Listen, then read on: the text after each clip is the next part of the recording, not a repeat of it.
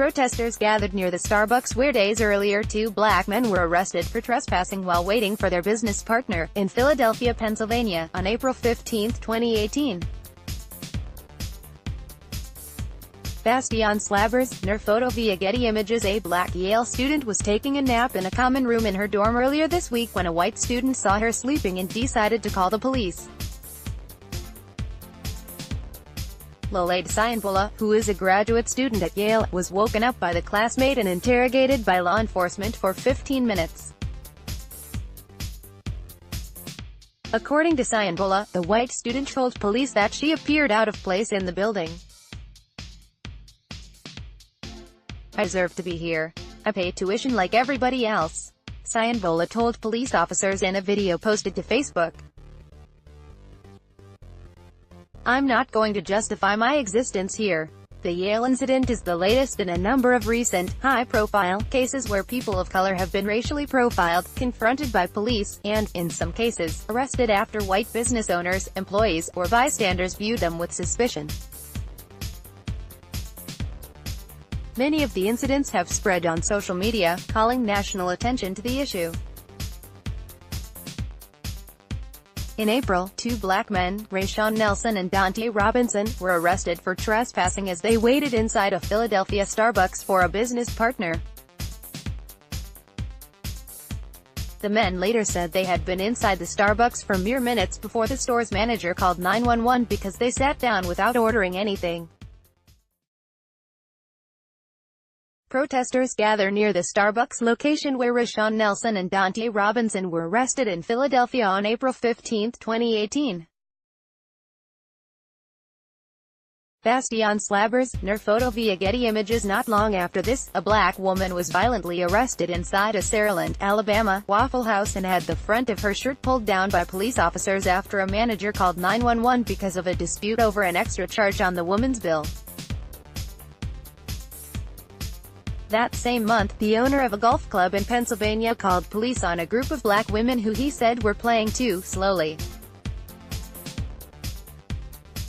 On April 30, 2 Native American teenagers were pulled aside by police during a tour of Colorado State University after a white parent on the tour called them. And on May 8, the president of Nordstrom Rack issued an apology after employees at a Missouri location called the police on 3 black men who were shopping for prom, accusing them of shoplifting. A white customer in the store called the men a bunch of bums as they looked through items. If shopping while black and driving while black have been long used to describe the tendency for people in police to treat black people with suspicion, recent incidents have provided an increasing number of scenarios to add to the list. But while it's tempting to think that this recent wave of incidents is proof that this is a new phenomenon, that's definitely not the case. As many black writers have pointed out recently, people of color have long been subject to racial profiling in public, or private, spaces. If anything has changed, it's that social media and the ubiquity of cell phone cameras have made it easier for black and brown people to share footage of confrontations and arrests in real time. But though they're not news, these incidents are a reminder that decades after the collapse of legal segregation, spaces like clothing stores, coffee shops, and universities remain strongly controlled along racial lines. They also highlight something more complicated. Many people of color already have a tense relationship with law enforcement, due to documented racial bias, disparities in police use of force, and the impacts of officer-involved shootings. When white Americans needlessly call law enforcement on people of color, it makes an existing problem worse. Some white people are calling the police for really minor things when looking at the incidents that have occurred over the past month. One thing that stands out is how minor some of the alleged offenses are, and that someone feeling suspicious or uncomfortable is enough to warrant calling law enforcement. For example, when a woman recently called police on a trio of black filmmakers staying in an Airbnb in Rialto, California, she told authorities that she was suspicious because they didn't wave to her. The owner of the Airbnb agreed with the neighbor, saying at a police press conference that if the kids had simply smiled at my neighbor and waved back, acknowledged her and said, "We're just Airbnb guests checking out," none of this would have ever happened. But instead, they were rude, unkind, not polite. Some people on social media have attempted to justify Siyonbola's ordeal at Yale by saying she was rude for sleeping in the common room of her dorm. These examples show how people of color are subject to arbitrary social expectations and heightened scrutiny. And it's a phenomenon that academics argue is more likely to happen in places where people of color, especially black people, are in the minority.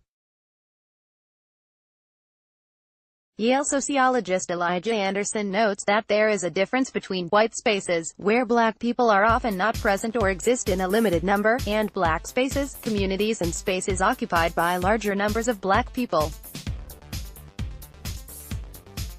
And because so much of America remains divided along racial lines, black people who enter white spaces are often viewed with suspicion unless they are in a service position, like working as a store clerk or a waiter. And as gentrification increases the number of these spaces, this can create huge difficulties. Anderson notes that part of this suspicion arises from commonly held stereotypes of black people as being criminal and black behavior as being deviant. As a result, black people in these white spaces are forced to justify their presence, and face consequences when that justification isn't accepted by others. In the minds of many of their detractors, to scrutinize and stop black people is to prevent crime and protect the neighborhood, he explained in a 2015 paper. Thus, for the black person, particularly young males, virtually every public encounter results in a degree of scrutiny that a normal, white person would certainly not need to endure. But according to academic and writer Tracy McMillan Cottom, the desire to protect space in these instances is not simply motivated by concerns about safety or the desire to see something, say something, but a need for control. On Twitter, Cottom explained that recent incidents like the one at Yale are rooted in an effort to preserve racial hierarchy by showing that black people can be removed at any time. At millions of places, and a billion different interactions across the country, a white person is doing all the daily management of white spaces and places, she wrote. White and black people have very different perceptions of police. If the recent spate of incidents has sparked a conversation about why black people are met with so much suspicion in public, another important part of the conversation focuses on why the police are being asked to respond to situations where they aren't really needed. And when white people call law enforcement on people of color for unnecessary reasons, they are adding to an existing problem, since minority groups are more likely to face police violence or harsh punishment from the justice system. You don't need to look far for examples of how this can play out. In 2015, white residents of a McKinney, Texas, neighborhood called police on a group of black high schoolers holding a pool party, complaining about noise. When adults allegedly told the teenagers to return to Section 8 public housing. When police arrived, a black girl was violently slammed to the ground and pinned by an officer. Residents later posted signs thanking the officers for keeping us safe. In 2014, John Crawford was fatally shot by police inside an Ohio Walmart after a man called 911, telling the dispatcher that Crawford was pointing the gun at people. Crawford was holding a BB gun, and video footage later showed that he was not waving the weapon. As The Atlantic's Adam Harris notes, black and white people call law enforcement at different rates, with people of color calling the police less often. And that difference is driven by a crucial perception. While white people see police as a force that will protect them, communities of color see a force that is more likely to do the opposite. There's a real reason for that. In addition to studies that reveal racial disparities in police use of force, data collected by The Guardian shows that Black Americans are more likely than whites to be shot by police when controlling for population. Christina Annie Michon and Javier Zarachina, Fox and as Vox's German Lopez has noted, high-profile incidents of police violence erode trust in law enforcement, and that trust can be difficult to regain. A 2016 study from a group of sociologists at Yale, Harvard, and Oxford found that after the 2004 police beating of Frank Jude in Milwaukee, Wisconsin, residents made 17% fewer 911 calls the next year. And those numbers remained low even after the officers involved in the incident had been punished. Researchers found similar results after high-profile incidents of police brutality in other predominantly Black communities. White people have not had the same difficult relationship with police and state-sanctioned violence, making them less likely to fear harm by police, Harris writes. For Black people, an examination of that history can easily discourage someone from picking up the phone, even when they're in need of help. Put together, the incidents like the one at the Philadelphia Starbucks, Yale, and countless other places serve as additional proof of persistent racial divisions in the U.S. And those divisions, which include assumptions of Black guilt in the most minor of circumstances, lead to more policing, part of a much larger problem.